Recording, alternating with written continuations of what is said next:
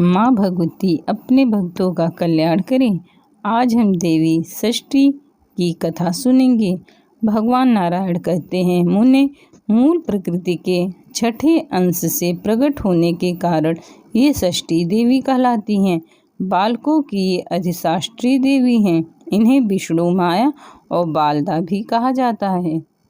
मातृकाओं में ये देवसेना नाम से ये देवी प्रसिद्ध हैं।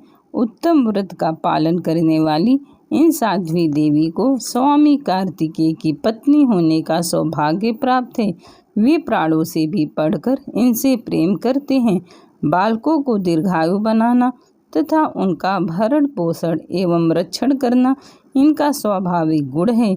ये शुद्ध योगिनी देवी अपने योग से बच्चों से प्रेम करती हैं, सदा उनके पास विराजमान रहती हैं।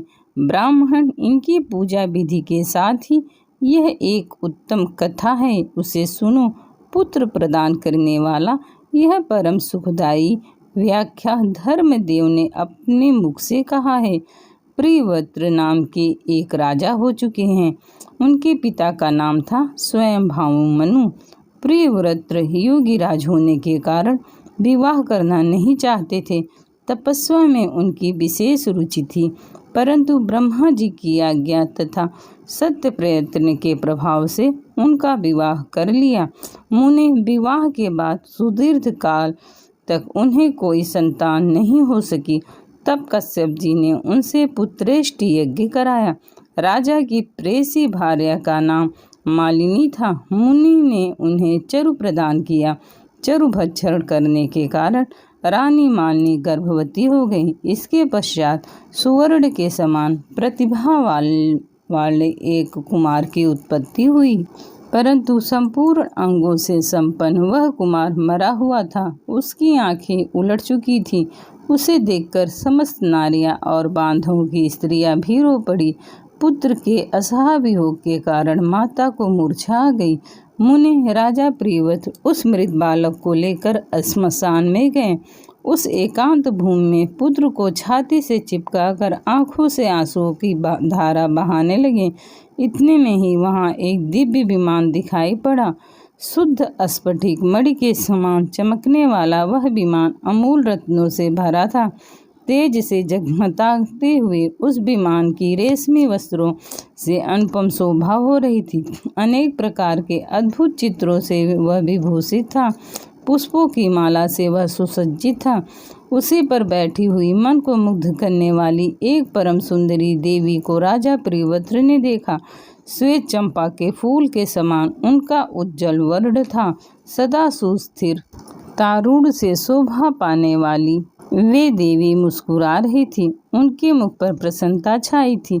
रत्नमय भूषण उनकी छवि बढ़ाए हुए थे। योग शास्त्र में पारंगत वे देवी भक्तों पर अनुग्रह करने के लिए आतुर थी। ऐसा जान पड़ता था मानो मूर्तिमान कृपा ही हो। उन्हें सामने विराजमान देखकर राजा बालक को भूमि पर रख दिया और बड़े आदर के साथ उनकी पूजा और स्तुति की। नारद उस समय स्कंद की प्रिया देवी षष्ठी अपने तेज से देदीप्यमान थी। उनका शांत विग्रह ग्रीष्मकालीन सूर्य के समान चमकता था। उन्हें देखकर राजा प्रसन्न होकर पूछे। राजा प्रियव्रत ने पूछा, शोभने कांते सुव्रते वरारोहे, तुम कौन हो? तुम्हारे पतिदेव कौन है और तुम किसकी कन्या हो? तुम स्त्रियों में धन्य एवं आदर की पात्र हो। नारद जगत को मंगल प्रदान करने में प्रवीण तथा देवताओं के रण में सहायता पहुँचाने वाली वे भगवती देवसेना थी। पूर्व समय में देवता दैत्यों से ग्रस्त हो चुके थे। इन देवी ने स्वयं सेना बनकर देवताओं का पक्ष लेकर युद्ध किया। इनकी कृपा से देवता विजयी हो गए थे, अतएव इनका नाम देवसेना पड़ गया। महाराज प्रियव्रत की बात सुनकर ये उनसे कहने लगी। भगवती देवसेना ने कहा, राजन, मैं ब्रह्मा की मानसी कन्या हूँ। जगत पर शासन करने वाली मुझ देवी का नाम देवसेना है। विधाता ने मुझे उत्पन्न करके स्वामी कार्तिकेय को सौंप दिया। मैं संपूर्ण मातृकाओं में प्रसिद्ध हूँ। स्कंद की पत्नी भार्या होने का गौरव मुझे प्राप्त है।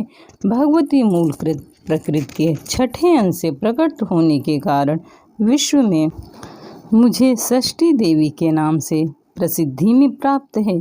मेरे प्रसाद से पुत्रहीन व्यक्ति सुयोग्य पुत्र, प्रियाहीन जन प्रिया, दरिद्री धन तथा कर्मशील पुरुष कर्मों के उत्तम फल को प्राप्त कर लेते हैं। राजन, सुख दुख भय शोक हर्ष मंगल संपत्ति और विपत्ति ये सब कर्म के अनुसार होते हैं। अपने ही कर्म के प्रभाव से पुरुष अनेक पुत्रों को पुता होता है और कुछ लोग पुत्रहीन भी होते हैं।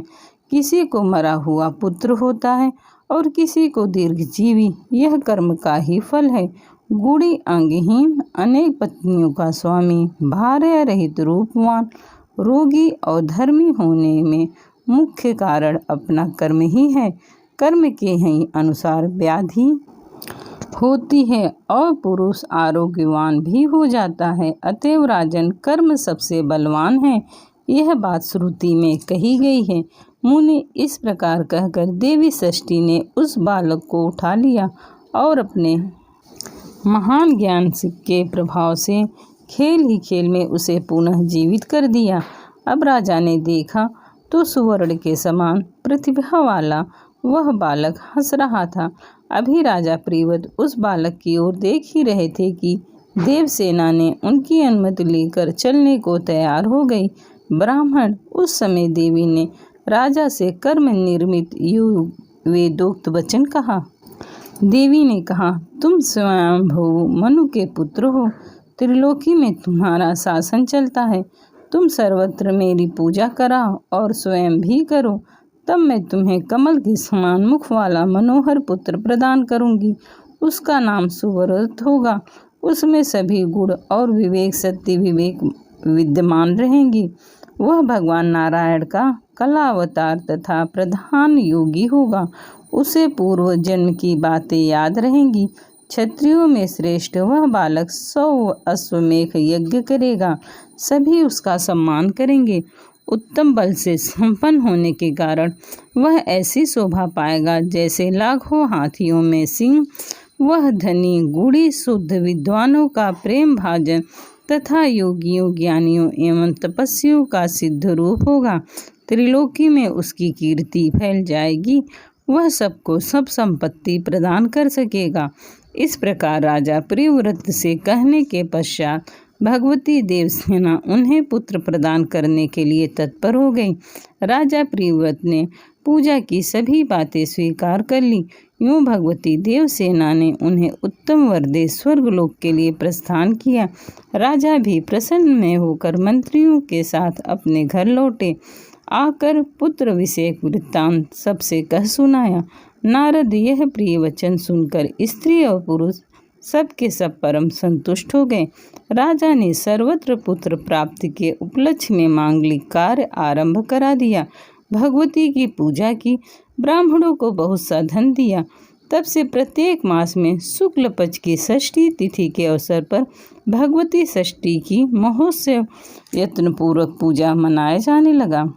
बालकों के प्रसव गृह में छठे दिन 21वें दिन तथा अन्नप्राशन के शुभ समय पर प्रयत्नपूर्वक देवी की पूजा होने लगी। सर्वत्र इसका पूरा प्रचार हो गया। स्वयं राजा प्रियव्रत भी पूजा करते थे। सुव्रत, अब भगवती देवसेना का ध्यान पूजन स्रोत कहता हूँ, सुनो।